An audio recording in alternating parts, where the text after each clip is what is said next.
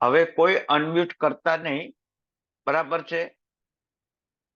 અવાજ આવે જાય છે એટલે પછી મજા ના આવે. મંગલમ ભગવાન વીરો, મંગલમ ગૌતમ પ્રભો, મંગલમ સ્થૂલભદ્રાત્યા, જૈન ધર્મોસ્તુ મંગલમ.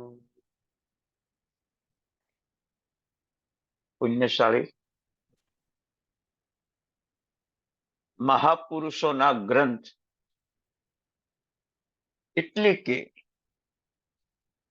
અનંતા તીર્થોનું એક સ્થાન. જગતમાં એમ કહેવાય છે કે માતા પિતાની સેવા કરે એને 68 તીર્થયાત્રાનું ફળ મળે. એવો લૌકિક વ્યવહાર છે. એમ આગમોનું, ગ્રંથોનું, મહાન પુસ્તકોનું જ્ઞાન એ તો અનંતા તીર્થોની યાત્રા તુલ્ય છે. અનંતા તીર્થો આપણે કરી શકવાના નથી. કહેવાય છે કે 8,57,282 દેરાસરો છે શાશ્વતા, 15,42,58,36,080 શાશ્વતી પ્રતિમા છે. અને આ સિવાય પણ ભવનપતિ વ્યંતરમાં બીજા પણ અસંખ્યાત મંદિરો છે. આ બધા તીર્થની યાત્રા આપણા માટે શક્ય નથી. પણ આ તીર્થોની યાત્રાનું ફળ સમ્યક જ્ઞાન યાત્રા તમે પ્રાપ્ત કરી શકો છો. સેંકડો તીર્થની યાત્રા કર્યા પછી પણ મોક્ષ કેટલા ભવે થશે એ નિશ્ચિત નથી. પણ જ્ઞાની એક શ્વાસોશ્વાસમાં સકળ કર્મનો ક્ષય કરીને મોક્ષે પહોંચી શકે છે. તો જ્ઞાન યાત્રા કેટલી મહાન, કેટલી મહાન. બરાબર છે. આવતીકાલે પ્રભુ મહાવીર જન્મ કલ્યાણક, જ્ઞાનનો દિવસ અને પ્રભુનું જન્મ કલ્યાણક, બે સુવર્ણ પર્વ ભેગા થયા છે. આ પર્વની આરાધના કેવી રીતે કરશો? આંબિલની ઓળી કરવા વાળા તો આંબિલ ઓળી કરીને કરશે. પ્રભુનું કલ્યાણક ઉજવવા વાળા વરઘોડો કાઢીને પ્રભુનું કલ્યાણક ઉજવશે. સાધર્મિક ભક્તિ કરવા વાળા પણ સાધર્મિક ભક્તિ કરીને પર્વને ઉજવશે. પણ જ્ઞાનનો દિવસ છે. કારતક સુદ પાંચમ, ચૈત્ર સુદ તેરસ, આસો સુદ તેરસ એ જ્ઞાનના દિવસ છે. અને એ પછી આસો વદ બારસ પણ જ્ઞાનનો દિવસ છે.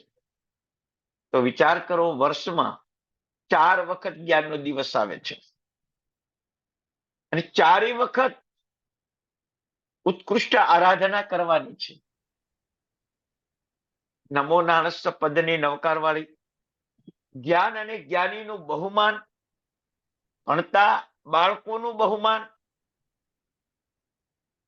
પુસ્તક સોના ચાંદીના ફુલ્લાથી વધાવવાનું, આ બધું જ આવતીકાલે આપણે કરવાનું છે. આપણી શક્તિ હોય એટલો જ્ઞાનનું આદર કરજો. ગુરુ કૃપાથી ક્ષણ માત્રમાં ગ્રંથો ભણાઈ જાય.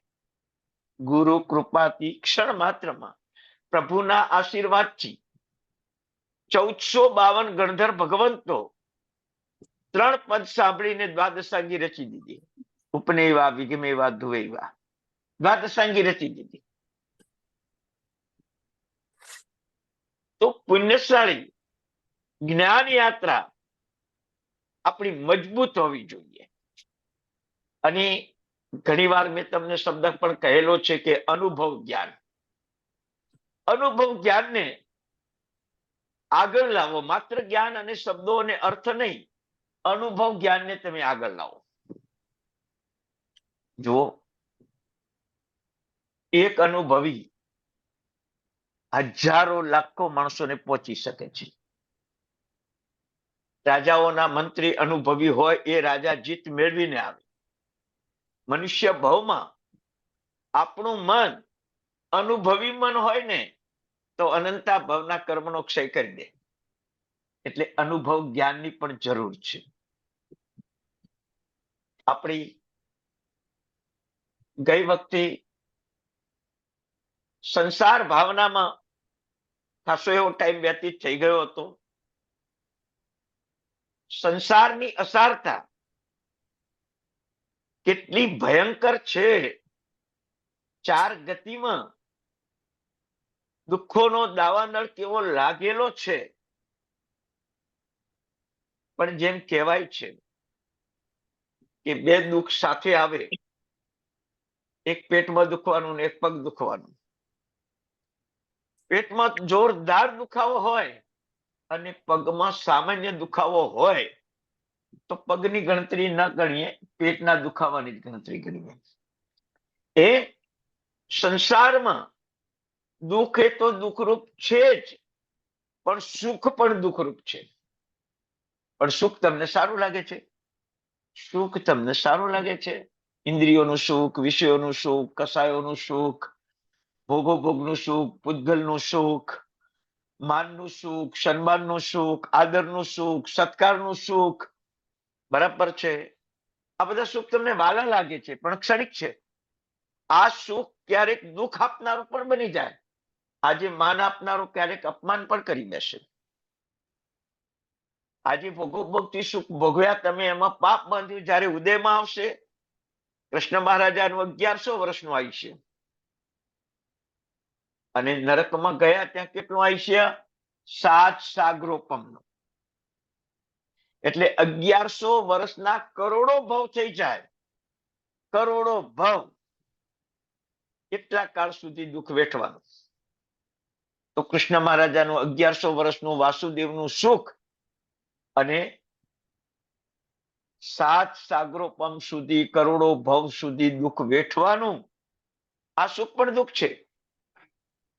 આ ગણિત જ્યારે તમને સમજ પડશે, ત્યારે સંસાર આપણાથી છૂટો પાડવાનો પ્રયત્ન કરશો. ભાવનાઓની શરૂઆત કરી ત્યારે એક સરસ વાત કરી હતી કે નિર્મમત્વ. મમત્વ કાઢો. 12 ભાવનામાં એક જ વસ્તુ આવશે, નિર્મમત્વ. અનિત્ય ભાવનામાં પણ નિર્મમત્વ, અશરણ ભાવનામાં પણ નિર્મમત્વ, સંસાર ભાવનામાં નિર્મમત્વ. અને આજે આપણે એકત્વ ભાવના ચાલુ કરીએ છીએ. એકત્વનો અર્થ છે એકપણું, એકલાપણું નહીં, એકપણું. એકપણું.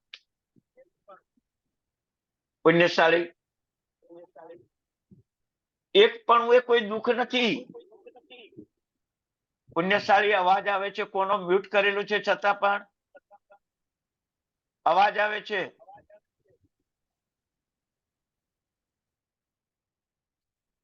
એકત્વ એટલે એકલાપણું નહીં, એકપણું. એકપણું. એકપણું એ સુખ છે કે દુઃખ છે ભાઈ? તમે રાત્રે એકલા ઊંઘી જાઓ, સવારમાં ઉઠો તો સુખ કે દુઃખ? બોલો.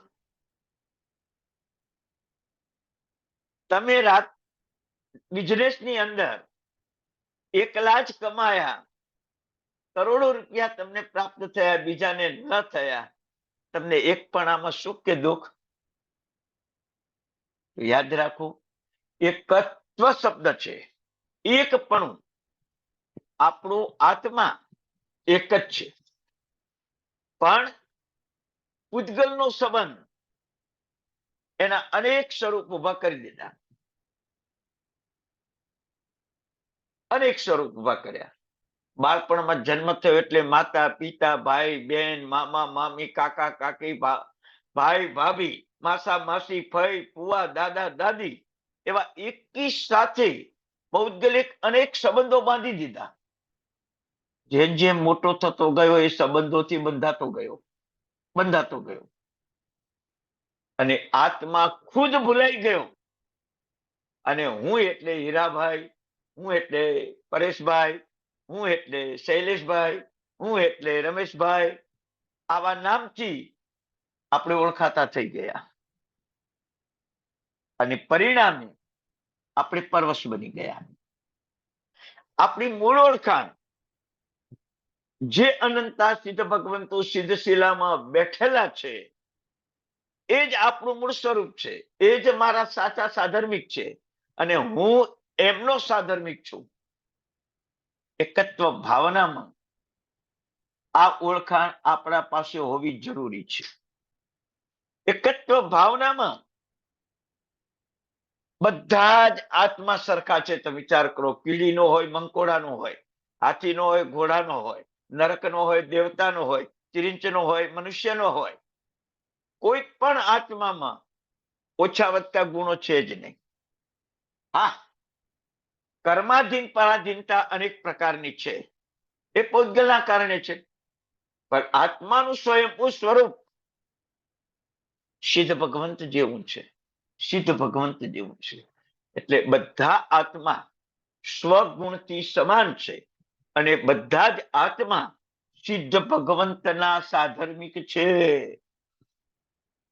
આવા શુદ્ધ આત્માને પરમાં પ્રવેશ મેળવ્યો, પૂતગલમાં પ્રવેશ મેળવ્યો અને શરીરોના સંબંધથી અનેક પ્રકારે બંધાયા. મામા મામી કાકા કાકી માસા માસી વગેરે અનેક સંબંધોથી તમે બંધાયા ત્યાં સુધી વાંધો ન હતો, પણ બાધકતા બંધાયેલા ઘાતક સ્વરૂપ નીવડ્યા. વિચાર કરજો, એકત્વ ભાવનામાં આપણને એક સુંદર દ્રષ્ટાંત આપ્યું છે. દ્રષ્ટાંત, બે ભાઈ હતા, એક બહેન હતી, માતા પિતાને 3 બાળકો. સહજ સ્વભાવે પરિવાર સાથે રહેતો હતો.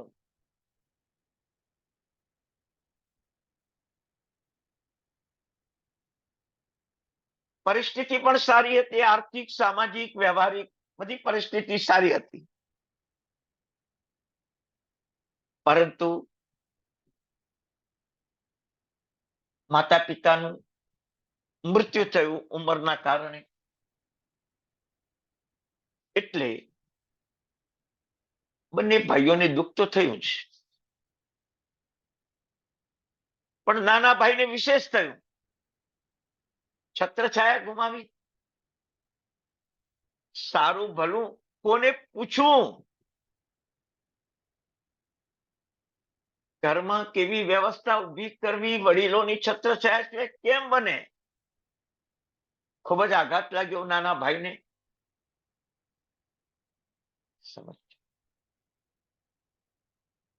થોડો ટાઈમ થયો છે, લગ્ન પણ થઈ ગયેલા છે નાના ભાઈના, પરિવારમાં પત્ની પણ છે, બાળકો પણ છે. થોડો ટાઈમ બંને ભાઈઓ ભેગા પણ રહે છે, પણ એકાએક ભાઈ ભાભીનું મન પરિવર્તન થયું.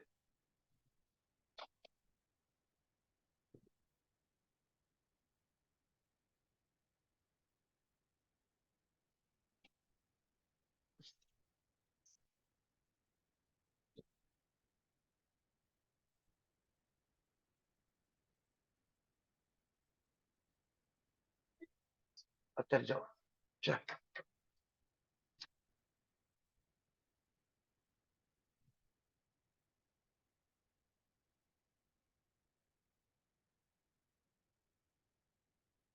ભાઈ ભાભીનું મન પરિવર્તન થયું.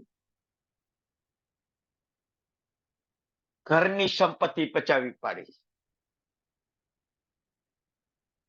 ભાઈને નાનું મકાન આપીને રવાના કરી દીધો. થોડા સમય પછી પત્નીએ પણ છોડી દીધા.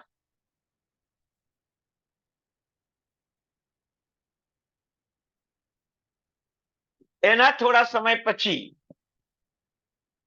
બાળકોએ પણ, પોતાના દીકરાએ પણ તરછોડી દીધા. અને ચારે બાજુથી તરછોડાયેલા ભાઈને બેન તો ક્યારે ખબર લેવા આવી જ નહીં.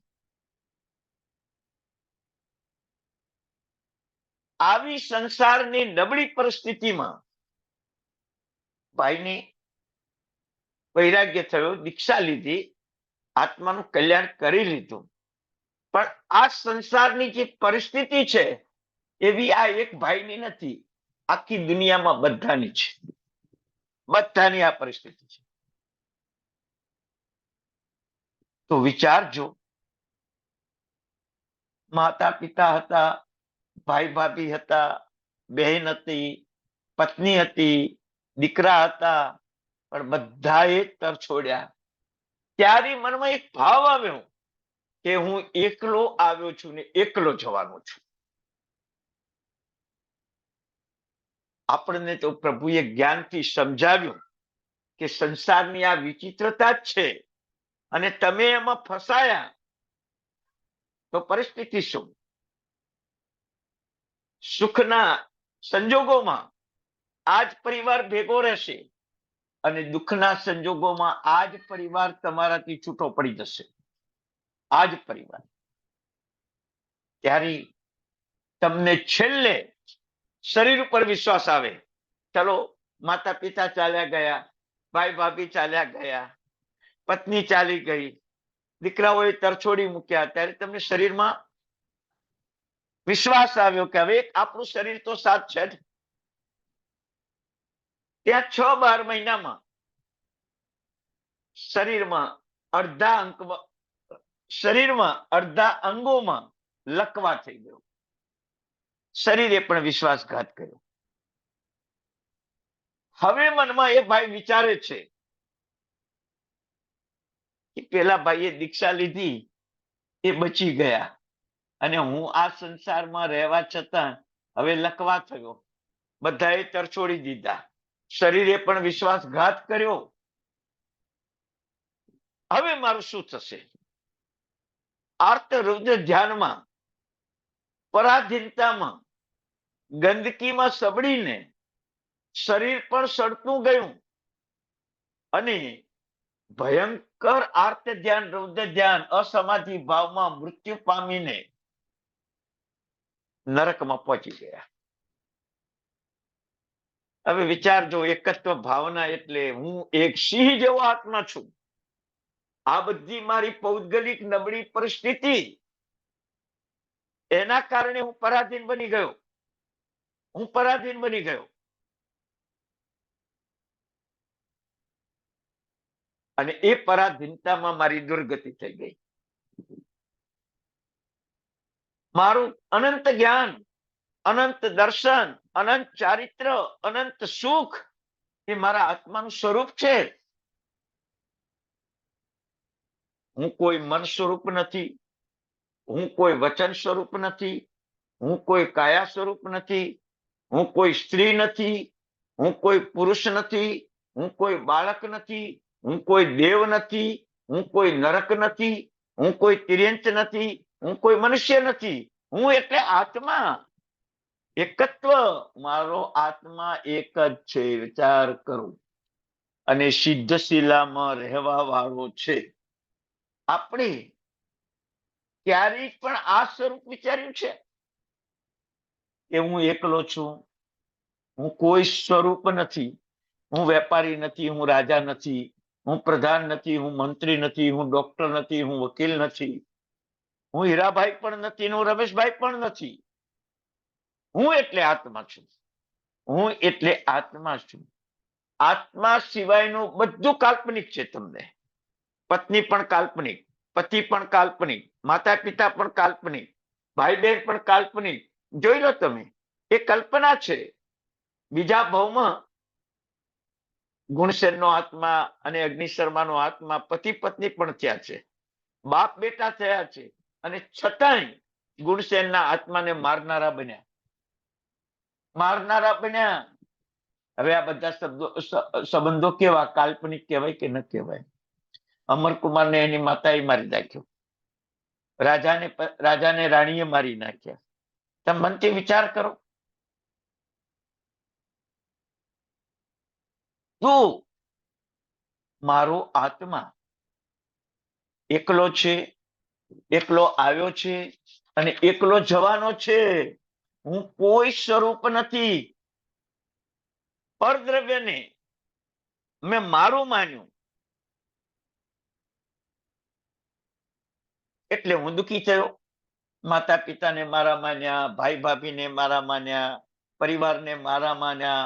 અરે એટલું નહીં, સંપત્તિ, સત્તા, પદ, પદવી, આ બધાને મેં મારા માન્યા અને બધું ચાલ્યું ગયું. બધું ચાલ્યું ગયું. હવે ચાલ્યું ગયું તો હું સુખી થયો કે દુઃખી થયો? વિચાર કરો. બધું ચાલ્યું ગયું. ત્યારે આ સંસાર એક કાલ્પનિક વસ્તુ છે. હાથમાં આવીને ચાલી જાય એવો આ સંસાર છે. પર સ્ત્રીને પોતાની સ્ત્રી માને તો મૃત્યુનો ભાવ જ આવી જાય, મરવું જ પડે. એ પરદ્રવ્યને આત્માએ જ્યારથી પોતાનું માન્યું ને ત્યારથી 84 ચક્કરમાં રખડતો થઈ ગયો. પરદ્રવ્ય એ પરદ્રવ્ય પોતાનું છે જ નહીં. બાજુના ઘરમાં ચોરી થાય તો આપણને નિરાંતે ઊંઘ આવી જ જાય, પણ આપણા ઘરમાં ચોરી થાય તો નિરાંતે ઊંઘ આવે ના આવે. બસ એમ પરદ્રવ્ય જ્યારે આત્મામાં પ્રવેશે ને ત્યારે આત્મા ભૂલાઈ જાય ને મોક્ષનું સુખ પણ ભૂલાઈ જાય. વિચારજો, આત્મા ભૂલાઈ જાય અને મોક્ષનું સુખ પણ ભૂલાઈ જાય. લલિતાંગ નામનો રાજકુમાર શ્રેષ્ઠી પુત્ર છે. તમે વિચારજો, રાણીના મોહમાં ફસાયો છે. રાજાનું અચાનક આવવાનું થાય, લલિતાંગને ખાળ કુવામાં નાખી દે.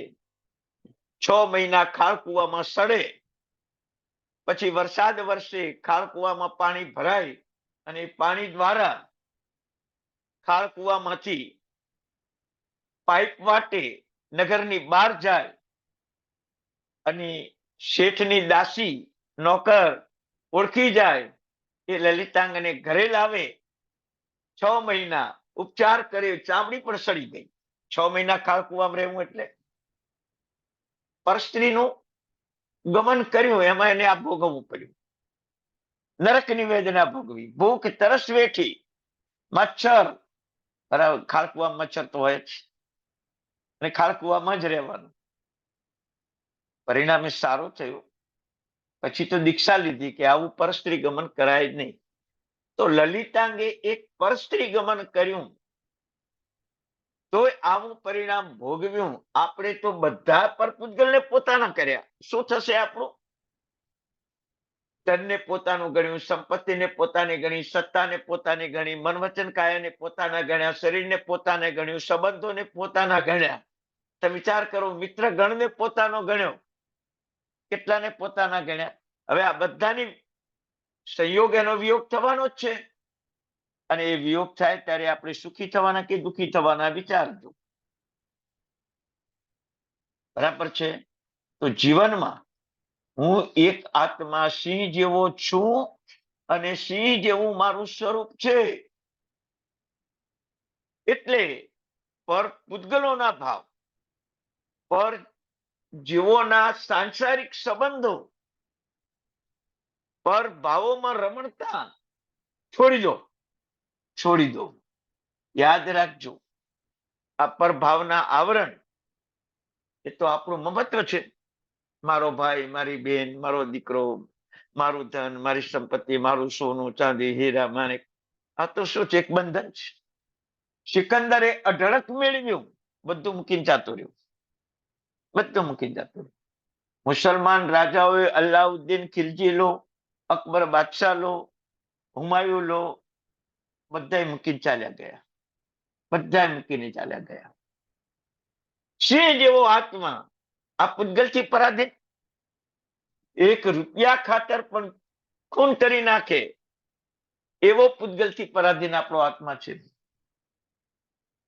તમારી પાસે પ્રતિજ્ઞા કરી કે મારા લાખ રૂપિયા સુધી કોઈ વ્યક્તિ પૈસા દબાવે તો મારે એના ઉપર દ્વેષ ન કરવો, એવી પ્રતિજ્ઞા કરી? લાખ રૂપિયા ઉપર દબાવે તો દ્વેષ કરવો, પણ લાખ રૂપિયા સુધી કોઈ 2000 લઈ લીધા, કોઈ 5000 લઈ લીધા, કોઈ 400 રૂપિયા લીધા, કોઈ 500 રૂપિયા લે, પણ મારે એના ઉપર દ્વેષ નહીં કરવો, એવી પ્રતિજ્ઞા કરી. આ સંપત્તિનો રાગ જુઓ. ન મળે પૈસા તોય દ્વેષ, આપવા ના આવે તોય દ્વેષ, અને આપણે જ આપ્યા છે ને એ આપતો નથી તોય દ્વેષ. વિચાર કરો, પ્રતિજ્ઞા કરો, લાખ રૂપિયા સુધી કોઈ મારા પૈસા દબાવે તો મારે એના ઉપર દ્વેષ નહીં કરવો. મારા જેટલા સંબંધો છે એની 100 ભૂલ ન થાય ત્યાં સુધી દ્વેષ નહીં કરવો. આ એકત્વ ભાવના, આ એકત્વ ભાવના. માતા હોય, પિતા હોય, ભાઈ હોય, બહેન હોય, નોકર હોય, ચાકર હોય, બધાના 100 ગુના માફ કરવા પછી કોઈ વાર દ્વેષ કરવો, પણ 100 ગુના ન થાય ત્યાં સુધી દ્વેષ નહીં કરવો. કરી શકશો પ્રતિજ્ઞા? કરી શકશો? વિચાર કરો. આત્મા એ ચંદન વૃક્ષ છે. ચંદન વૃક્ષમાં શીતળ છાયા જ મળે, એમાં કદાપી ગરમ છાયા ન મળે. એમ તમે જીવ માત્રના ગુના માફ કરતા શીખશો તો તમારી શીતળતા તમારી બહાર આવશે. અને આ તો પરપૂતગલ છે બધું જ. ભાઈ ઉપર દ્વેષ કરવાનો આવે તો સત્તા અને સંપત્તિ ખાતર, પરિવાર ઉપર દ્વેષ કરવાનો આવે તો સત્તા અને સંપત્તિ ખાતર, જીવો ઉપર દ્વેષ કરવાનો આવે તો સત્તા અને સંપત્તિ ખાતર. કોઈ આપણા ઉપર ઉપસર્ગ કર્યા, આક્રમણ કર્યું, કષ્ટ આપ્યું, દુઃખ આપ્યું, એના ઉપર પણ દ્વેષ કરવાનો. આપણે કોઈ નવકારસીની પ્રતિજ્ઞા કરી, હોળીમાં 9 આંબીલ તમે સરસ કરી પણ લેશો, પણ આંબીલમાં આવતીકાલના સમ્યક જ્ઞાનના દિવસની અંદર એક સમજાવ્યું છે કે જીવ માત્ર પ્રત્યે, ગુનેગાર પ્રત્યે એક પણ દ્વેષ ન કરવો. એનું નામ જ્ઞાન પદની આરાધના. એક પણ જીવ ઉપર દ્વેષ ન કરવો, જ્ઞાન પદની આરાધના. બાકી તમે નમો નાનસ નવકાર વાળી ગણે જાઓ, આંબીલ કરે જાઓ, 51 ખમાસના સાતિયા લોગસ કૌશક કરે જાઓ, 2 ટાઈમ પ્રતિક્રમણ, 3 ટાઈમ દેવવંદન, 2 વાર પડી લેહણ કરે જ જાઓ. એ બધાનો લાભ તમને મળશે. પણ જે ગુણવત્તા છે, રહસ્ય છે કે જીવ માત્ર પ્રત્યે ગુનાઓને માફ કરી દેવા. અને અનુભવ જ્ઞાન તો શું કે છે? આ જ્ઞાન પદની આરાધના. અનુભવ જ્ઞાન તો શું કે છે? મારા કર્મોથી હું દુઃખી થયો છું. એ જીવો તો નિમિત્ત છે, એટલે ગુનેગાર જ નથી. એમને મિચ્છામી દુક્કડમ મારે દેવાનો, એમને નહીં દેવાનો. કારણ કે મારા કારણે એમને કર્મ બાંધ્યા, મને પરેશાન કર્યો એટલે એમને કર્મ બાંધ્યા. પણ હું પરેશાન તો મારા કર્મથી થયો છું, તો મારા તો કર્મ ખપી ગયા. તો એ ગુનેગાર છે જ નહીં. આ અનુભવ જ્ઞાન, આ સાચી જ્ઞાન પદની આરાધના. અને આવા જીવો ક્ષણ માત્રમાં મોક્ષ મેળવી લે, ક્ષણ માત્રમાં મોક્ષ મેળવી લે. બોલો, આપણને આવો ભાવ આવશે. એકત્વ ભાવના સાથે સમત્વ ભાવના પણ જરૂરી છે. સમતા, એટલે મેં તમને આ સમતા શબ્દ જ બતાવ્યો કે કોઈના ઉપર દ્વેષ ન કરવો, એ ક્ષમતા. હવે બીજી વાત, કોઈ પદાર્થ પણ પર પદાર્થ છે એટલે કોઈના ઉપર રાગ પણ ન કરવો. બરાબર છે? જીવો ઉપર એ રાગ ન કરવો, પદાર્થ ઉપર પણ રાગ ન કરવો, એ દ્વેષ પણ ન કરવો. આ સમત્વ ભાવ. અને આનાથી તમે સિંહ જેવા બળવાન એવો આત્મા અંતરમાં આનંદની અનુભૂતિ કરશે. કારણ કે કોઈને માથું દુખ્યું, કોઈને પગ દુખ્યો, કોઈનું મૃત્યુ થયું, કોઈ કુવામાં પડ્યો, કોઈનો એક્સિડન્ટ થયો, કોઈ બળીને મર્યો, કોઈ ધરતીકંપમાં દટાઈ ગયો, પણ આપણું કઈ છે જ નહીં. તમે દુઃખી નહીં થવાના. બોલો, તમે દુઃખી નહીં થવાના. હું તો એકલો આત્મા જ છું. બરાબર. તમારા પરિવારે તમારો પ્રતિકાર કર્યો, અમને દાખલો આપ્યો. પરિવારે તમને ધક્કો મારીને બહાર કાઢ્યા, ત્યારે તમારે પરિવાર મારો છે જ નહીં ને. હું તો એકલો આવ્યો છું, એકલો જવાનો છું. આ સુખનું કારણ બનશે તમારો. પણ અત્યારે આપણી પાસે અજ્ઞાન અને મોહ છે. ધક્કો મારીને બહાર કાઢે ત્યારે આપણે દુઃખી થઈએ. ધન સંપત્તિ ઓછી થાય ત્યારે દુઃખી થઈએ. પરિવાર પ્રતિકાર કરે ત્યારે આપણે દુઃખી થઈએ. બરાબર છે. કોઈ આપણને બદનામ કરે, અનાદર કરે ત્યારે આપણે દુઃખી થઈએ. કારણ કે પરપુદ્ગલમાં આપણે પ્રવેશેલા છીએ. આપણો આત્મા એકલો જ છે. નમી રાજર્ષિએ દીક્ષા લીધી. ઇન્દ્ર મહારાજાએ કીધું, પરીક્ષા કરી, બ્રાહ્મણ રૂપે આવ્યા.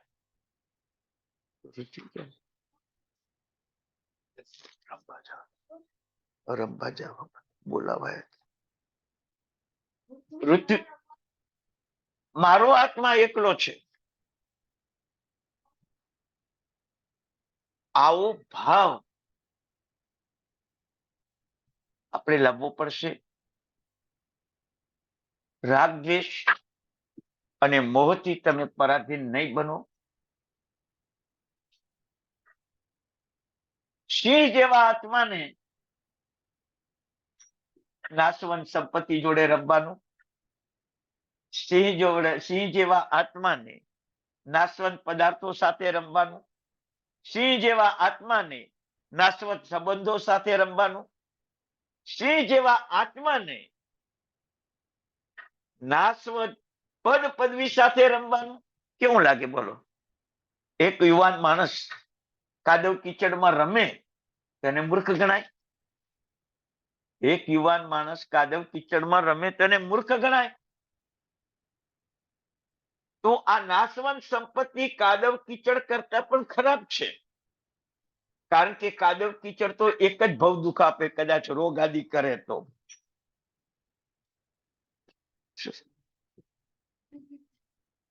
પણ નાશવંત સંપત્તિ મમણ શેઠને 7મી નરકમાં લઈ ગયા. કરોડો ભવ સુધી દુઃખી થવાનું. દુઃખી થવાનું. વિચાર કરો. પત્નીના રાગથી દુર્ગતિ, પુત્રના રાગથી દુર્ગતિ. પ્રસન્નચંદ્ર રાજર્ષિને 7મી નરકના દરિયા પુત્રના રાગથી. પુત્રના હત્યાથી અમરકુમારની માતાને 6ઠી નરક. હલ વિહલને હણી નાખીને એની પાસે રહેલી ઉત્તમ વસ્તુ લેવા વાળો કોણિક 6ઠી નરકે. ઓ બોલો, કાદવ કીચડમાં રમવું સારું કે આવી નાશવંત સંપત્તિમાં રમવું સારું? બોલો. સિંહ જેવો આત્મા આવી નાશવંત સંપત્તિમાં રમે ખરો? યાદ રાખજો, દીક્ષા નથી લીધી એટલે શ્રાવકપણામાં, ગ્રસ્તપણામાં આપણને વસ્તુની આવશ્યકતા છે, પણ મમત્વ નહીં.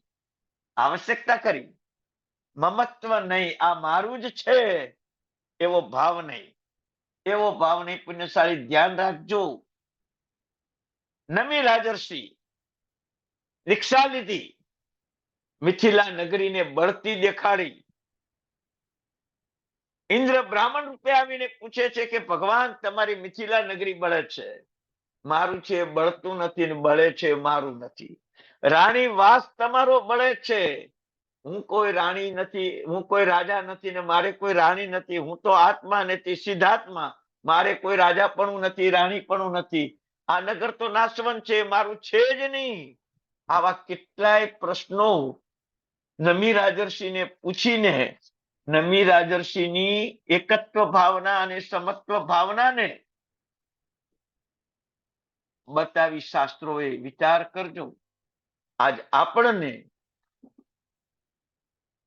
સાચું બોલજો, તમે આ સંસારનું વ્હીલ કર્યું, દીકરાને આટલું, દીકરીને આટલું, ભાઈને આટલું, બેનને આટલું, પૈસા, પતિને આટલું, પત્નીને આટલું. તમે આત્માનું વ્હીલ કર્યું કે મારો આત્મા, એનું સાચી મૂડી સામાયિક, પ્રતિક્રમણ, પૂજા, તીર્થયાત્રા, અનુષ્ઠાનો, હરેક અનુષ્ઠાન એ મારી આત્માની મૂડી છે. એની વૃદ્ધિ કરવાનું મન થયું ખરી? ક્યારેય થયું? આત્મા સિંહ જેવો હોય, એનું આચરણ કેવું હોય? કેવું આચરણ હોય? સિંહના લક્ષણો તમે જાણો ને ત્યારે તમને ખબર પડે કે સિંહ ક્યારે વિશ્વાસઘાત ના કરે, ત્રાડ પાડીને હુમલો કરે, વિશ્વાસઘાત ના કરે. આપણા બધા જ પૂતગલ, શરીર, પૈસો, પરિવાર, સંબંધો, તમને કહું, વિશ્વાસઘાત કરે. અને એનાથી જ આ આખો સંસાર સળગી રહ્યો છે. વિચાર કરો તમે.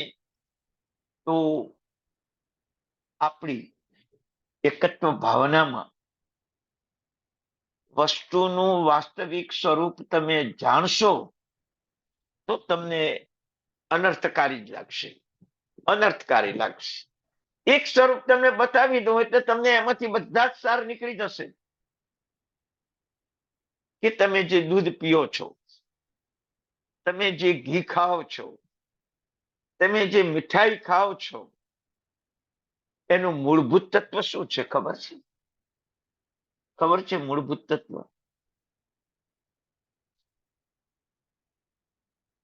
તો મૂળભૂત તત્વ ગાય ભેંસની લાળ અને જંગલમાં ઉગેલું ઘાસ. એ ગાય ભેંસે ખાધું, એની લાળ એમાં ભળી, એના શરીરમાં લોહી બન્યું, એ લોહીમાંથી દૂધ બન્યું, એ દૂધમાંથી દહીં, માખણ અને ઘી બન્યું, અને એમાંથી મીઠાઈ બની. તો મીઠાઈનું મૂળ તત્વ જે ઘી, એ ઘીનું મૂળ તત્વ ગાયની લાળ અને ઘાસ. સાચું બોલજો, ગાયના મોઢામાં મોઢું નાખો, ગાયની લાળ ખાઓ સીધી ડાયરેક્ટ, ઘાસ ખાઓ તમે વિચાર કરો. ખાઓ, પણ ઘી મળે એટલે ખાઈ જાઓ ને. આવું અનર્થકારી તત્વ તમે તત્વથી જાણો. વિચાર કરો, તત્વથી જાણો ત્યારે ખબર પડે કે ઓહો, આપણે તો ગાયની લાળ અને ઘાસ ખાઈએ છીએ. સાચું બોલજો, એ ગાયની લાળ એક હાથમાં રાખો, એક હાથમાં ઘાસ રાખો, અને મોઢા આગળ આમ રાખીને ફોટો પડાવો, અને એ ફોટો તમે વોટ્સએપ પર ચારે બાજુ મૂકી દો. તમારા વખાણ થશે કે તમારી નિંદા થશે? તમારી મસ્કરી કરશે લોકો કે આવો ગાયની લાળ અને ઘાસ. પણ એ દૂધ કે ઘી કે મીઠાઈ તમે ખાતા હશો, તમને લોકો સુખી માનશે. મૂળ તો પર્યાય બદલાયા છે, મૂળ તો પર્યાય બદલાયા છે. મૂળ તો ગાયની લાળ અને ઘાસ જ છે. દીકરાનો સંબંધ, આ તો તમને એક જળ પદાર્થનું આપ્યું. દીકરાનો સંબંધ એટલે શું? પૂર્વ ભાવમાં કોઈ જીવનું તમે પચાવી પાડ્યું, લઈ લીધું, લીધા પછી ઓછું આપ્યું, એ દીકરો કે દીકરી થાય. કારણ કે તમારી પાસેથી 21 વર્ષ સુધી ભણવાનું, ગણવાનું, પહેરવાનું, ઓઢવાનું, ખાવાનું, પીવાનું બધું તમારે કરવાનું. કમાઈ નહીં ત્યાં સુધી તો કરવું જ પડે. એ 21 વર્ષનો તમે એનો ખર્ચો ગણો, અને 21 વર્ષ એમે તમે દીકરાની નોકરી કરી એ ગણો. એ કદાચ લાખોમાં થઈ જાય, લાખોમાં થઈ જાય. અને છતાંય દીકરો મા બાપને કાઢી મૂકી શકે છે આજના કાળમાં. બોલો, એ કોઈનું ઋણ તમે પચાવી પાડો તો દીકરો દીકરી થવાના. પછી તમે કહો મેં મારી દીકરીને 100 તોલા સોનું આપ્યું, મેં મારી દીકરીને 200 જોડી કપડા આપ્યા, મેં મારી દીકરીને ફ્લેટ આપ્યું, મેં મારી દીકરીને ફિયાટ આપી, મેં મારી દીકરીને બધી સુવિધા આપી. એ તમે નથી આપી, પૂર્વભાવમાં તમે પચાવી પાડ્યું છે. તમે ચોર છો. તમે વિશ્વાસઘાતી છો એ આ ભવમાં તમારે દીકરા દીકરીને આપીને પૂરું કરવાનું છે, પૂરું કરવાનું. હવે તમને દીકરાને આપો કે દીકરીને આપો, તમને કોઈ એમ કે પૂર્વ ભવના તમે દેવાદાર છો એટલે તમારે આપવું પડે છે, બરાબર? તો તમને મનમાં દુઃખ ના થાય કે હું પૂર્વ ભવનું કોકનું પચાઈ પાડીને આપ્યો ત્યારે જ દેવાદાર થયો ને, અને દેવાદાર થયો તો આજ મારે આપવું પડ્યું ને, ભલે લેટેસ્ટ રૂપે આપ્યું. ગુંડો આવે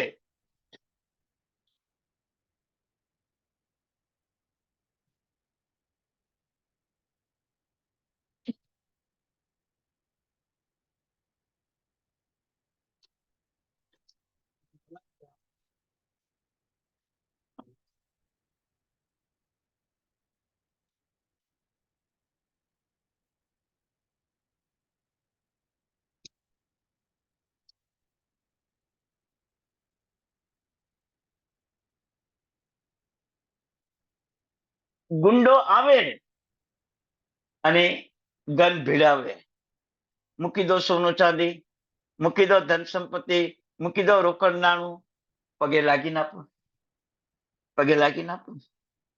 બોલો, આવા સંપત્તિમાં રમણતા, આવા સબો નબો રમણતા કાદવ કીચડ, તમે વિચાર કરો.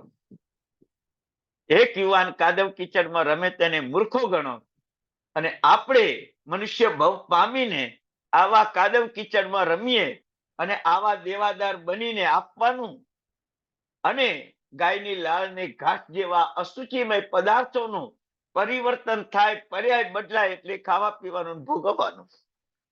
બોલો, અને તે છતાં આપણને આ સંસાર વાલો લાગે, આ સંસાર વાલો લાગે. પુણ્યશાળી વિચાર કરજો.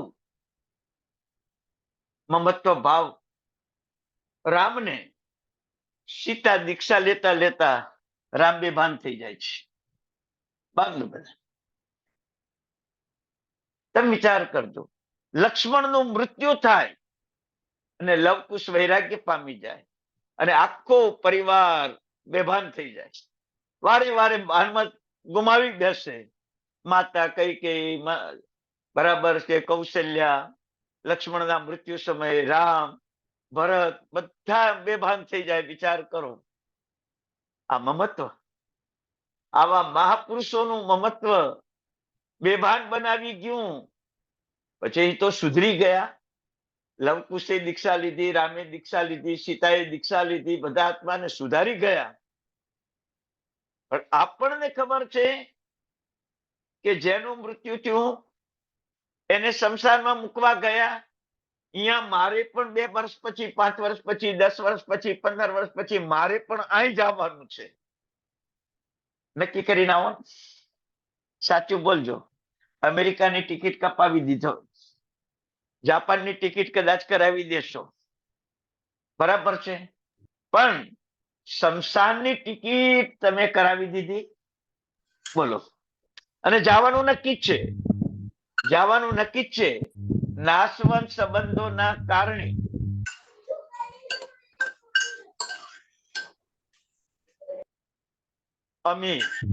અમી અવાજ બહુ આવે છે, બંધ કરો.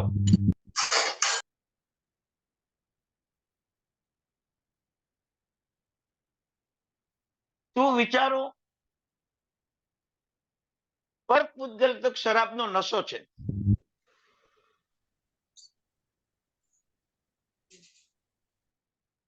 શરાબનો નશો છે.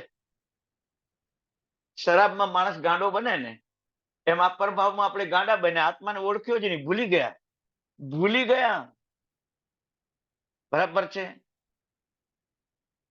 આપણે વાત ચાલતી હતી કે મારી આત્માની મૂડી શું?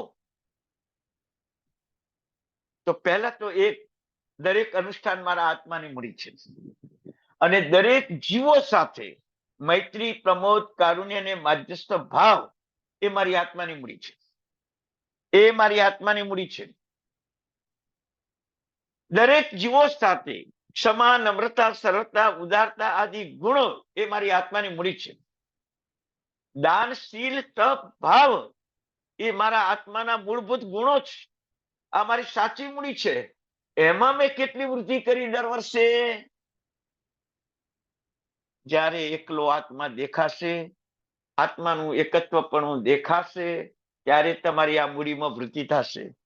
પુણ્યા શ્રાવકે સામાયિકમાં વૃદ્ધિ કરી, કુમારપાળ મહારાજાએ પૂજામાં વૃદ્ધિ કરી, વસ્તુપાલ તેજપાળે સંઘયાત્રામાં વૃદ્ધિ કરી.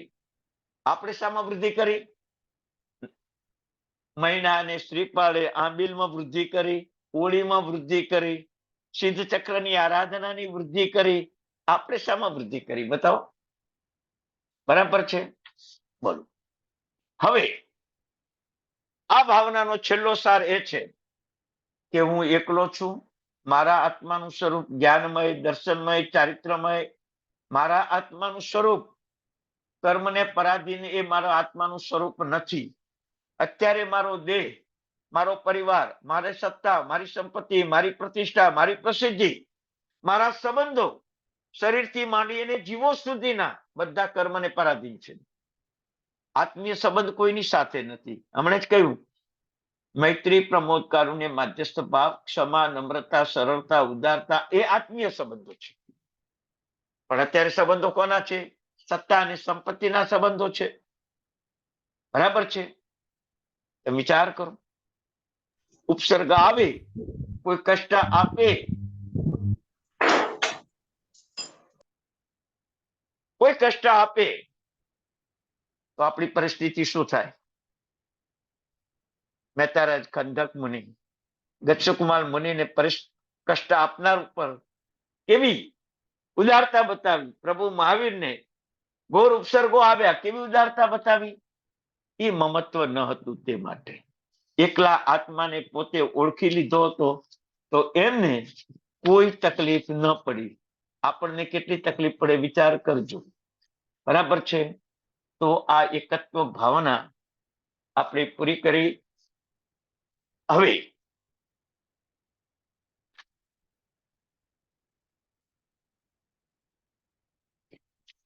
અન્યત્વ ભાવના. અન્યત્વ, એકત્વ ને અન્યત્વ બે સામસામું છે.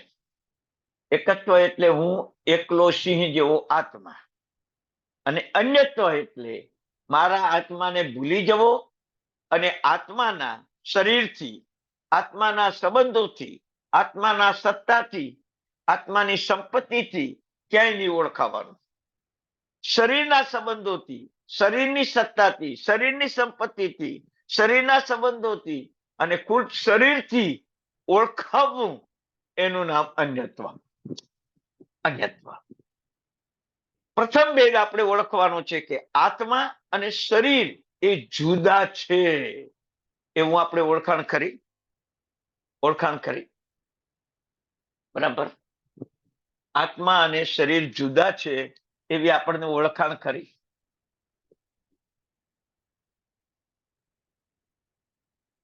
સકલારત ના કરતા હેમચંદ્રાચાર્ય ભગવાન અને આપણા યોગશાસ્ત્ર ના કરતા પણ એ હેમચંદ્રાચાર્ય ભગવંતે સકલારતની રચના કરી અને એમાં પહેલી બીજી ગાથામાં એક શબ્દ મૂક્યો છે, સકલારત પ્રતિષ્ઠાનમ અધિષ્ઠાનમ શિવશ્રેય ભૂર્ભુવ સ્વસ્ત્રેશાન માર્હંત્યમ પ્રણિદધમહે. અરિહંતપણાનું અમે ધ્યાન કરીએ છીએ. નામાકૃતિ દ્રવ્ય ભાવૈ ઉન્નત સ્ત્રી જગત જન્મ ક્ષેત્રે કાલે સર્વસ્મે નરહત સમુપાસમહે. અમે ઉપાસના કરીએ છીએ.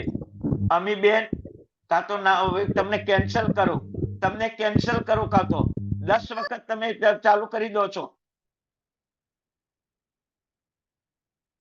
કેટલી વાર મારે ચાલુ ક્લાસ કરવું પડે?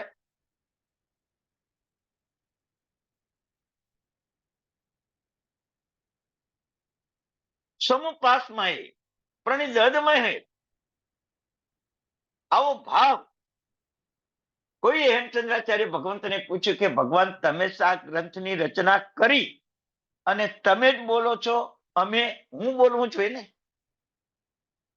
મેં બોલવું જોઈએ? ત્યારે હેમચંદ્રાચાર્ય ભગવંત શું કહે છે? કે મારા આત્માના અસંખ્ય આકાશ પ્રદેશો છે અને દરેક આત્મ પ્રદેશો છે. બિચાર દોકડા, મારા આત્માના અસંખ્ય આત્મ પ્રદેશો છે અને એક એક આત્મ પ્રદેશે અનંત અનંત જ્ઞાન દર્શન ચારિત્રની ગુણવત્તા છે. અને અમે બધા જ આત્મ પ્રદેશો પ્રભુનું ધ્યાન કરીએ છીએ, પ્રભુની ઉપાસના કરીએ છીએ. હું એકલો નથી, અસંખ્ય આત્મ પ્રદેશોથી. કેવી મજા આવે બોલો. એકલા તમે ફરવા જાઓ, 5 પછી ભેગા ફરવા જાઓ, કેવી મજા આવે. એમ તમે પ્રભુ ભક્તિમાં અસંખ્ય આત્મ પ્રદેશોથી આત્માની ભક્તિ કરો છો. એવો ભાવ કોઈ દિવસ આવ્યો તમને? સકલારત કેટલી વાર બોલ્યા? કેટલી વાર બોલ્યા? દર 14 પ્રતિક્રમણ કરનારો 12 મહિનામાં 25 વખત સકલારત બોલે. કેટલા વખત? 25 વખત. 24 14 અને 1 સંવત્સરી. 25 વખત સકલારત બોલે. પણ ખબર પડે કે સમુપાસમાં એ પ્રણિધર્મ એનો અર્થ શું છે? શું છે? ગ્રંથ કરતા હોય ત્યારે ગ્રંથ બનાવે ને ત્યારે ગુરુ ગમથી જ્ઞાન મેળવો ને તો આ ખબર પડે. બાકી તો તમને પાઠશાળામાં મળી જાય કે અમે ઉપાસના કરીએ છીએ, અમે સાધના કરીએ છીએ, અમે ધ્યાન કરીએ છીએ. તમને પાઠશાળામાં ટીચરો આટલું જ શીખવાડશે, આટલું જ શીખવાડશે. પણ અમે કેમ, એવો શબ્દ તમને પ્રશ્ન ના થાય. અને ભણાવનારને પણ કદાચ ગતાગમ ન પણ હોય, ન પણ હોય. પણ ઉત્તમ ગુરુઓ પાસે જ્ઞાન મેળવતા શીખો. અનુભવ જ્ઞાન એક ક્ષણમાં આપણને તારી દે. અહિમુત્તાને ભગવાને એટલું જ કીધું કે ઈર્યા વૈયા કર અને કેવળ જ્ઞાન. અને ગૌતમ સ્વામીને એકે વાર ન કીધું કે તું ઈર્યા વૈયા કર. એમને એમ કીધું કે સમય માપમાં ગોયમાં, હે ગૌતમ તો પ્રમાદ ન કર, હે ગૌતમ તો પ્રમાદ ન કર. અને અહિમુત્તાને એમ કીધું તું ઈર્યા વૈયા કર. બોલ, આપણી ભવિતવ્યતા કેવી? ગૌતમ સ્વામી કે અહિમુત્તા મુનિ જેવી? આવતીકાલે જ ભગવાનનો જન્મ કલ્યાણક છે. તમે ભગવાન પાસે શું માગશો? ઇન્દ્ર મહારાજા જેવી ભક્તિ માગશો? ગૌતમ સ્વામી જેવું ઉત્તમ સાધુ પણ માગશો? કે અહિમુત્તા મુનિ જેવું 9 વર્ષની ઉંમરે કેવળ જ્ઞાન માગશો? કાલે તમે વરઘોડામાં જોડાશો, રથયાત્રામાં જોડાશો, 14 સપનાઈ કથા દર્શન કરશો. કાલે સાંજે દેરાસરમાં ભવ્ય આંગીઓના પણ તમે દર્શન કરશો. પણ સમજશો શું? સમજશો શું? વિચાર કરજો. ભગવાન જેવી સહનશીલતા, ભગવાન જેવી ક્ષમતા, ભગવાન જેવી સમાધિ, ભગવાન જેવું સમાધાન અને ભગવાન જેવું સત્વ મને આપો. એ જ જન્મ કલ્યાણકની ઉજવણી. બાકી વરઘોડા ગમે એટલા કાઢો, બરાબર છે. પણ સહનશીલતા, ક્ષમતા, સમત્વ, સમાધાન અને સત્વ એ ગુણો જ ના આવે તો આપણે શું કરવાનું? તો શું કરવાનું? સડેલું સફરજન મફતના ભાવમાં મળે તો ખાવા કામ ના આવે.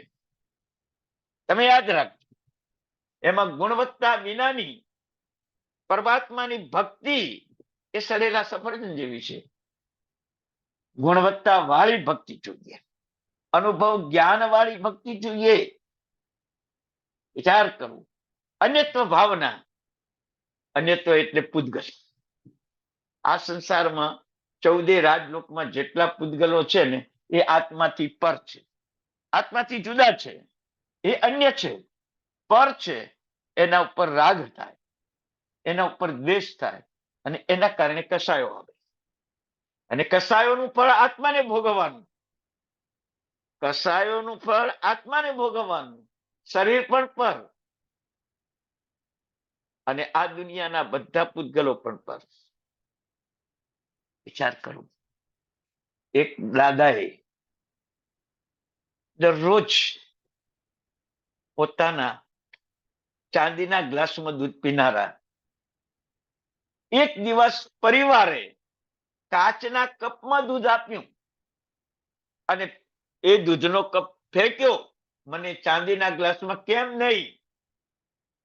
ત્યારે પરિવાર કહે છે, જરા જુઓ તો ખરા, તમારો ચાંદીનો ગ્લાસ, આ છોકરાનો છોકરો નાનો તમારી બાજુમાં બેઠો છે, એ એમાં દૂધ પીએ છે.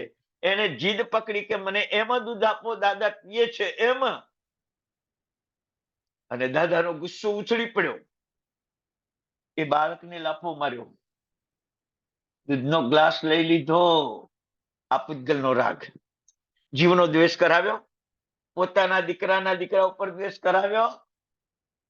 યાદ રાખો, આ બધું પર છે, આપણું પોતાનું નથી જ. એના ઉપર રાગ દ્વેષ નહીં કરો, એના ઉપર રાગ દ્વેષ નહીં કરો. આ પૂતગલના કારણે તમે વિલાસી બની ગયા, ભોગો ભોગની સામગ્રી ભોગવવા લાગ્યા, અને સામાયિક ભૂલ્યા, પ્રતિક્રમણ ભૂલ્યા, દર્શન ભૂલ્યા, તીર્થયાત્રા ભૂલ્યા, તપ ભૂલ્યા, ત્યાગ ભૂલ્યા. કેવા બની ગયા પરાધીન? બોલો, તમારા 24 કલાકમાં તમે કેટલા કલાક આત્મા સાથે ગાળ્યા? કેટલા કલાક? વિચાર કરો. આ પર પૂતગલના રાગે અન્યત્વમાં પ્રવેશવાથી આપણા જન્મ મરણ વધી ગયા. એકત્વ ભાવનામાં બતાવ્યું તમને કે કાદવ કીચડમાં રમનારાને કપડા બગડે અને નાવે તો ધોવે તો શુદ્ધ થઈ જાય, એનો એક ભાવ કે એક દિવસ બગડે. પણ આ પૂતગલમાં રમનારાને તો અનંતા ભાવ બગડી જાય, અનંતા ભાવ બગડી જાય. વિચાર કરો, 14 પૂર્વ ધરો માન સન્માનમાં આસક્ત થયા અને નિગોદમાં પહોંચી ગયા, નિગોદમાં પહોંચી ગયા. એટલે પર પૂતગલમાં નાચવું, રાચવું કેવા? વિચાર કરો. સિંહ ગુફાવાસી મુનિ પહેલા જ દિવસે હજી તો એન્ટ્રી કરે અને કોસ્યા બેસે અને ત્યાં પતન થઈ ગયું. આ પર પૂતગલ, આ પર પૂતગલ. પેલા સંભૂતિ મુનિ કૌશલ્યાને ઉભા, ચક્રવર્તીની સ્ત્રી રત્ન વંદન કરે, માથાનો ચોટલો એમના પગને અડકે વાળ, અને વાસના જાગી ગઈ. ચક્રવર્તીનું નિયાણું કર્યું અને શુભમ ચક્રવર્તી થઈને 7મી નરકમાં પહોંચી. બરાબર, બ્રહ્મદત્ત ચક્રવર્તી થઈને બ્રહ્મદત્ત ચક્રવર્તી થઈને 7મી નરકે પહોંચી ગયા. આ પૂતગલમાં વાસ, અન્યત્વપણામાં તમે જાઓ, કેવા પરાધીન બની જશો? કેવા પરાધીન! એક એક પૂતગલ અનંત સંસાર વધારનારું છે, જન્મ જરા ને મૃત્યુને વધારનારું છે. એટલે તો પુખરવર્ધીમાં આપણે બોલીએ છીએ, જાઈ જરા મરણ શોક પણાસનસ. ભગવાન એવું જ્ઞાન પ્રાપ્ત થાવ કે અમારા જન્મ જરા અને મૃત્યુ દૂર થાય. તમને શાનું વધારે દુઃખ છે? બોલજો. પૈસા ઓછા થાય એનું દુઃખ, માન સન્માન ઓછું થાય એનું દુઃખ, સત્તા સંપત્તિ કોઈ પચાવી પાડે એનું દુઃખ. પણ જન્મ જરા અને મૃત્યુનું દુઃખ છે. હમણાં જ શરીરની વ્યવસ્થા બતાવી એકત્વ ભાવનામાં કે સારા પરિવારે તરછોડી દીધા અને શરીરે પોતે લકવા થઈ ગયો, અડધું અંગ પકડાઈ ગયું, સડી સડીને મૃત્યુ પામ્યા. આવા શરીર ઉપર પણ તમને જન્મ મરણ કરવા ગમે છે? બોલો. પૂતગલ પ્રેમથી કર્મ બંધ, કર્મ બંધ. તમે જુઓ, પૂતગલ ઉપર પ્રેમ, એને કેવો કર્મ બંધ થાય? કેવો થાય? દાખલા તું, ગુણસેનના આત્માને અગ્નિશર્મા પ્રત્યે મોહ ઉત્પન્ન થયો, પરેશાન કરવાનો. 9 ભવ સુધી ગુણસેનનો આત્મા દુઃખી થયો. કેવો કર્મથી પરવશ બન્યો હશે? વિચાર કરો. કેવો? અને કેવા કર્મ બંધ? કમઠ.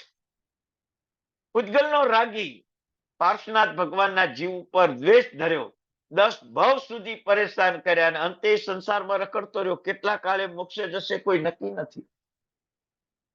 પૂતગલ પ્રેમી ગોશાળાએ પ્રભુ ઉપર તેજો લેસ્યા છોડી અનંત કાળ આ સંસારમાં રખડશે. બોલો, પૂતગલના કારણે કર્મ બંધ કેટલો? કેટલો? છતાંય આપણને અત્યારે રાગ કોના ઉપર છે? પૂતગલ ઉપર. અને એમાંય પણ રાગ, મનથી એ રાગ, વચનથી એ રાગ અને કાયાથી એ રાગ. બોલો, ત્રિવિધ. એક નિમિત્ત હોય તો હજી બચી જઈએ, પણ મનથી એ ધન પર રાગ, પૈસો પરિવાર પર રાગ, વચનથી એ રાગ, કાયાથી એ પણ રાગ. બરાબર છે? બસ જે આપણું છે જ નહીં એના ઉપર આટલો રાગ કરવાનો, એના ઉપર આટલો દ્વેષ કરવાનો, એના ઉપર આટલો મોહ કરવાનો અને અન્યમાં રમણતા કરવાની, પોતાનું ઘર છોડીને બાજુના ઘરમાં રહેવા જવાનું, પોતાનું ઘર છોડીને બાજુના ઘરમાં રમણતા કરવાની. શું થાય? મારીને કાઢી મૂકે, મારીને કાઢી મૂકે. જા તારા ઘરે, અહીં શું છે દરરોજ આવી પડ્યો રહે છે? આવું અપમાન થાય. એમ આ પૂતગલો પણ મારી મારીને કાઢી મૂકશે, તમને નિગોદમાં મૂકી દેશે. અમને ભોગવી ભોગવીને તમે ક્યાં જવાના? નરકમાં જવાના, દુર્ગતિમાં જવાના. પૂતગલો એમ જ કે છે. હા, અમારા જેવા પૂતગલોનું તમે સુપાત્ર દાન કરશો, પાત્ર દાન કરશો, ભક્તિ દાન કરશો, જ્ઞાન દાન કરશો તો જ કદાચ તમે સ્વર્ગમાં જાશો. બાકી તો અમને ભોગવીને કોઈ સુખી થયા નથી. અરે, આ અન્યત્વ ભાવનામાં આ સંસારની એક ભયંકરતા જુઓ કે એક માણસ પાસે 100 કરોડ રૂપિયા, એને તમે અમીર કહેશો. એક માણસ પાસે 50 રૂપિયા, તમે એને ગરીબ કહેશો. એક માણસ પાસે 1 રૂપિયો નહીં, એને તમે ભિખારી કહેશો. બોલો, પર પૂતગલથી જીવોની ઓળખાણ કરવા માંડ્યા તમે. આ પ્રભુ આજ્ઞા, આ પ્રભુ આજ્ઞા. આજે દર્શનનો દિવસ છે, અમે પ્રભુ આજ્ઞા માનીએ. હવે આ પ્રભુ આજ્ઞા માનો ને તો અમને એકત્વ ભાવનામાં કીધું કે બધા જીવો સિદ્ધ સમાન છે અને બધા જીવો મારા સમાન છે. એટલે 1 રૂપિયો હોય એને ભિખારી ન કહેવો, 50 રૂપિયા, 100 રૂપિયા, 1000 રૂપિયા હોય એને ગરીબ ના કહેવો, અને લાખો રૂપિયા હોય એને અમીર ન કહેવો. આ જે છે ને, આવી માન્યતા જે આપે ને એ આજે દર્શન પદની આરાધના કહેવાય. તમે દર્શન પદની આરાધના આવી જ કરીને આજે આવી જ આરાધના કરીને, હે ભાઈ? બોલો, આવી જ આરાધના કરીને તમે આજે કે તમે ખમાસણા દઈ દીધા, નવકાર વાળી ગણી લીધી, લોગસનો કૌશક કરી લીધો, આંબિલ કરી લીધું, આજે 6ઠ્ઠો દિવસ પૂરો થયો, કાલે 7મો દિવસ પૂરો થઈ જશે. આવી દર્શન પદની આપણે આરાધના કરી. દર્શન એટલે પ્રભુના ધર્મ પર શ્રદ્ધા, અને પ્રભુના ધર્મ ઉપર શ્રદ્ધા એટલે તમને કહો, મારું મન અમીરી અને ગરીબી, મારું મન દેવગતિ, નરકગતિ, તિરંજગતિ, મનુષ્ય ગતિ, મારું મન સામાન્ય અને અસામાન્ય માણસ, મારું મન ગરીબ અને તવંગર, આવો ભેદ ન પાડે એ સમ્યક દર્શન અને એ સમ્યક જ્ઞાન. અને આવો ભેદ પાડે તો ન તો સમ્યક દર્શન હોય કે ન તો સમ્યક જ્ઞાન હોય. બોલો, આ નવપદની આરાધના તમારી આવી છે. આપણી આરાધના પૂતગલના કારણે ગરીબી ને અમીરી, પૂતગલના કારણે રૂપ અને કુરૂપ.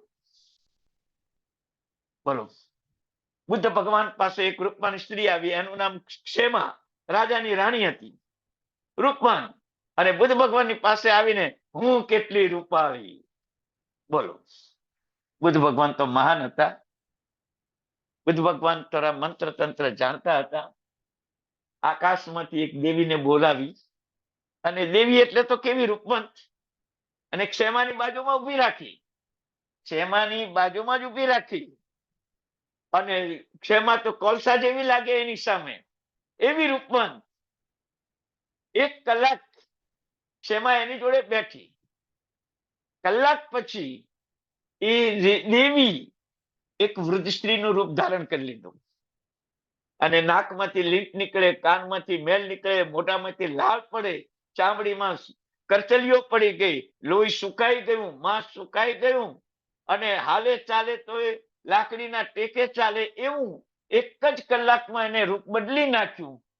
ત્યારે પેલી ક્ષેમા કહે છે કે હમણાં તો તું દેવી હતી ને 1 વારમાં, આટલી વારમાં તો આવી ડોશી થઈ ગઈ.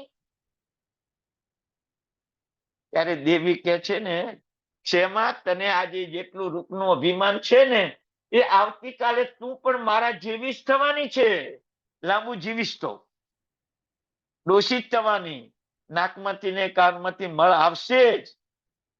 અને ક્ષેમાને ધ્યાન આવી ગયું કે ઓહો, આવા નાશવંત દેહ, રૂપ અને કુરૂપનો ભેદ, જન્મ અને મરણનો ભેદ, યુવા અને વૃદ્ધાવસ્થાનો ભેદ, આવું શરીર એ ક્ષમા બુદ્ધ ભગવાન પાસે જઈને આત્મ કલ્યાણ કરી દીધું. આત્મ કલ્યાણ કરી દીધું. બોલો. અને આપણને આ અન્યત્વમાં મજા છે. આપણને આ બધા પદાર્થોમાં ખૂબ જ મજા છે. અરે તમે બોલો, અમેરિકા જાઓ તો ટિકિટના ભાડાના પૈસા કોણ આપે તમને? તમારે જ આપવા પડે. બોલો. યુરોપ જાઓ તો કોને આપવા પડે? રશિયા જાપાન જાઓ તો તમારે કોને ભાડાના આપવા પડે? અરે મુંબઈ થી અમદાવાદ જાઓ કે અમદાવાદ થી મુંબઈ આવો તો ભાડાના પૈસા કોને આપવા પડે? એમ આ સંસારમાં તમે પરિભ્રમણ કરો, કોના કારણે કરો છો? આ પૂતગલના રાગદ્વેષ ને મોહના કારણે જ કરો છો. અન્યત્વમાં તમે પ્રવેશી ગયા એટલે તમે આ 84 લાખમાં ભમો છો. 84 ના ચક્કરમાં ભમો છો.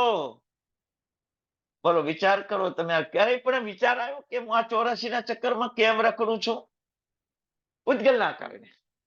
પર પૂતગલ અન્ય સ્વરૂપે છે, મારા આત્મા સ્વરૂપે નથી, પણ અમને રાગ છે મને. બોલો, વિચાર કરજો. ટ્રેનમાં તમે જાઓ છો, એસી કોચ જ છે તમારો, અને તમારા બેગમાં 2.5 લાખ રૂપિયા છે, અને એ બેગ તમારા સીટ નીચે પડી છે, અને તમને 11 વાગે રાત્રે ઊંઘ આવી ગઈ, અને તમારી સીટ નીચેની બેગ કોઈ ઉપાડીને ઉતરી ગયો, તમને શું થાય? વિચાર કરજો. તમને શું થાય? તમે રાત્રે 4 વાગે ઉઠ્યા ને ખબર પડી કે બેગ ગાયબ. તમને શું થાય? સાચું બોલજો. એ ટાઈમે તમને એમ થાય બધું દાનમાં આપી દીધું, હવે મારે કાંઈ જોઈતું નથી. એને ચોરીનું પાપ ન લાગે. સાંભળજો બરાબર. એને ચોરીનું પાપ ન લાગે એટલે મેં આપી દીધું. કારણ કે આજે સમ્યક દર્શનનો દિવસ છે. મારા ભગવાન વચન ઉપર મને શ્રદ્ધા છે. મારું હોય એ જ મારી પાસે રહે, મારું ન હોય ચાલ્યું જાય. એટલે આ મારું ન હતું એટલે ચાલ્યું ગયું. એટલે મને એને ચોરીનો આરોપ ના આવે, એને ચોરીનું પાપ ન લાગે, એટલે મેં એને ગિફ્ટ આપી દીધું છે. આવો ભાવ તમને આવે, આ સમ્યક દર્શન, આ સમ્યક જ્ઞાન. આ તો નમો નારાયણ, નમો નારાયણ, નમો દંસણસ, નમો દંસણસ, નવકારવાળી ગણ્યા જ કરી, ગણ્યા જ કરી. પરિણામ શું આવ્યું ભાઈ? મેરુ પર્વત જેટલા ઓઘા કર્યા છે આપણે, તો કોઈ ઓળી કરી જ નહીં. ઓળી તો શાશ્વતી છે. એ સાધુપણામાં ઓળીની આરાધના નહીં કરી હોય આપણે? લાખો ઓળીની આરાધના કરી, પણ આ સાચી સમજ ન હતી. આ દર્શનની, આ જ્ઞાનની, આ ચારિત્રની કોઈ સાચી સમજ નથી આપણને. અને છે, તમે જ કહો. આ દર્શન અને જ્ઞાન, આવતીકાલે જ્ઞાન છે, આજે દર્શન છે. અને તમને મેં 2-3 દાખલા જ આપ્યા છે કે દર્શન કોને કહેવાય અને જ્ઞાન કોને કહેવાય. સાચું બોલો. બનેલો બનાવ છે. 2 મહિના પહેલા જ કચ્છની ટ્રેનમાં આવી રીતે એક બેનના 2.5 લાખ રૂપિયા સાથે આખી બેગ ઉપડી ગઈ, એસી કોચમાં જ. હવે શું થાય તમને? તમારી પાસે સમ્યક દર્શન હોય, તમારી પાસે સમ્યક જ્ઞાન હોય તો શું થાય તમને? શ્રીપાલ રાજાનું રાજ્ય પણ ચાલી ગયું હતું, શરીરમાં કોઢ રોગ થઈ ગયો હતો, પણ નવપદની આરાધનાથી આગળ આવી ગયા. 9 રાજ્યના માલિક બન્યા, 9 દીકરાના માલિક બન્યા, અને તે છતાં અલિપ્ત ભાવ. કારણ કે સંસાર વધારતા જ નથી, 9 જ ભવ છે. આવું 9 રાજ્ય ભોગવે, 9 દીકરાનું સુખ ભોગવે, 9 પત્નીનું સુખ ભોગવે, પણ અંદરથી રાગ જ નથી. એટલે એમનો સંસાર વધતો નથી. આ શ્રીપાલ રાજાનો રાસ. રાગ નથી એટલે દ્વેષ પણ નથી, દ્વેષ નથી એટલે મોહ પણ નથી, અને રાગ દ્વેષ ને મોહ નથી એટલે એમનો સંસાર વધતો નથી. 9 ભવમાં જ મોક્ષે જવાના, 10મો ભવ થવાનો જ નથી. આ શ્રીપાલ રાજાના રસનું રહસ્ય, આ સમ્યક દર્શન, આ સમ્યક જ્ઞાન. બોલો, આપણને ખરું આવો? આપણને આવો ભાવ ખરો? 9 પદની આરાધના આવી રીતે કરશો ને? હવે આવી જ આરાધના કરશો ને? પૂતગલના પ્રેમે નાટક ભજવો. તમે જુઓ કેવા નાટક ભજવો. હું કમાયો છું, મારું ઘર છે, દીકરાઓને ભાગ નહીં આપું. આ બાપ નાટક ભજવે, આ બાપ નાટક ભજવે. તમે બે દીકરા સંપીને રહી શકતા નથી, બે ભાઈઓ બે જુદા થાવ અને બે જુદા રહો. આવી જુદાઈ કરવા વાળો પણ બાપ આવું નાટક ભજવે, આવું નાટક ભજવે. એ માં દીકરાની વહુઓને, નોકરમાને અને કાઢી મૂકે, તમે મારી દીકરીઓ નથી, વહુ નથી, ભાગો અહીંથી જાઓ. આ નાટક માં ભજવે. આ ભાવે દીકરાઓ મા બાપને વૃદ્ધાશ્રમમાં મૂકવા જાય, આવી જીવતી જાગતી મૂડીને, લક્ષ્મીને વૃદ્ધાશ્રમમાં મૂકવા જાય, આવા ભિખારી દીકરાઓનું નાટક આજનો સંસાર કરે છે. આજનો સંસાર આવું નાટક ભજવે છે. તમને દેખાય બધું નાટક? આવા નાટક તમને દેખાય? તમે વિચાર કરજો. એક માં ગર્ભની હત્યા કરી નાખે, એક પુત્રની હોય કે દીકરીની હોય, એની હત્યા કરી નાખે. એ હત્યારી માં સારી માં બનીને હત્યારી માં બને, આવું હત્યારાનું નાટક પણ માં ભજવે, માં ભજવે. તમે વિચાર કરો, આપણે કેટલા નાટક ભજવે આવા કેટલા નાટક ભજવે પૂતગલના કારણે. બરાબર છે. અને વિશુદ્ધ એવા આત્મા ઉપર આવા પૂતગલોનું આરોપણ કરીને આપણે નામ રૂપ બદલ્યા. કોઈના કાકા થયા, કોઈના મામા થયા, કોઈના ભાઈ થયા, કોઈના બેન થયા, કોઈના માસા થયા, કોઈના માસી થયા. આપણે રૂપ બદલ્યા પૂતગલના આરોપણથી. અને પૂતગલના આરોહણથી, પૂતગલ ઉપર ચડી ગયા પૂતગલના અભિમાનથી રાજા બન્યા, મંત્રી બન્યા, પ્રધાન બન્યા, નગર શેઠ બન્યા, શ્રેષ્ઠી બન્યા, ડાકુ બન્યા, લૂંટારૂ બન્યા, ચોર બન્યા. આ બધું પદોથી મેળવ્યું. વિચાર કરો, આ કોઈ આપણું રૂપ નથી, અન્યત્વ. આ બધા પૂતગલ આપણા પોતાના છે જ નહીં, અને આપણે એનું રૂપ ભજવીએ. આપણું નાટક, આ આપણું નાટક. સાચું બોલજો. હવે તમે થિયેટરમાં જાઓ અને એક્ટર ને એક્ટ્રેસ નાટકો ભજવે, એ તમને નાટકો સારા લાગે કે આ નાટકો સારા લાગે? હવે તમને કહું, એ નાટક તો 2 કલાકના ઓરિજિનલ નથી, અને તમારા ખુદના નાટક તો ઓરિજિનલ છે. ઓરિજિનલ. આમ તમે દેરાસરમાં જાઓ તો પરમાત્માના ભક્ત, તું પ્રભુ મારું, હું પ્રભુ તારો, એમ બોલો. અને ઘરે આવો ત્યારે પત્નીને કહો તું મારી ને હું તારો, દીકરાને કહો તમે મારા ને અમે તમારા. હવે તમે પ્રભુ આગળ સાચું બોલ્યા કે તમારા ઘરે સાચું બોલ્યા? ક્યાં સાચું બોલ્યા એમ તો કહો મને. આવા નાટક આપણે ભજવવાના ને. કોના કારણે ભજવો છો? કોના કારણે ભજવો છો? પૂતગલના કારણે. તો પુણ્યશાળી અન્યત્વ ભાવના આપણી ચાલુ છે. આ તો તમને હજી પ્રાથમિક કક્ષાનું એક સ્વરૂપ બતાવ્યું કે પૂતગલના કારણે આપણા આત્માનો વિનાશ, કર્મોનો પ્રવેશ, ભેદ જ્ઞાનનો અભાવ, પૂતગલના રાગથી કસાય, પૂતગલના રાગથી કામી વિલાસી, પૂતગલના કારણે જન્મજરા અને મૃત્યુ, પૂતગલના કારણે પ્રેમ, કર્મબંધ, પૂતગલના કારણે વિયોગ અને સંયોગ, પૂતગલના કારણે રૂપ અને કુરૂપ, પૂતગલના કારણે ગરીબી ને અમીરી, પૂતગલના કારણે સંસારનું પરિભ્રમણ, અને પૂતગલના કારણે નાટક. ખાલી અન્યત્વમાં તમે પ્રવેશ કર્યો એટલે આટલા સ્વરૂપ તમારા થઈ ગયા. તો પુણ્યશાળી સાવધાન બનજો, અન્યત્વનું મમત્વ છોડી દેજો, આત્મામાં જ એકત્વમાં આવી જજો, અન્યત્વમાંથી નીકળીને એકત્વમાં પ્રવેશ કરજો, અને એના માટે પુરુષાર્થ કરજો. સમ્યક દર્શન કોને કહેવાય અને સમ્યક જ્ઞાન કોને કહેવાય એની વ્યાખ્યા તમને આજે બતાવી. કદાચ જિંદગીમાં પહેલી વાર સાંભળી હશે કોઈએ, પણ આ જ સાચી વ્યાખ્યા છે. તમારું લૂંટાઈ જાય તો મારું લૂંટાયું છે એવું ન બોલવું, એ સમ્યક દર્શન.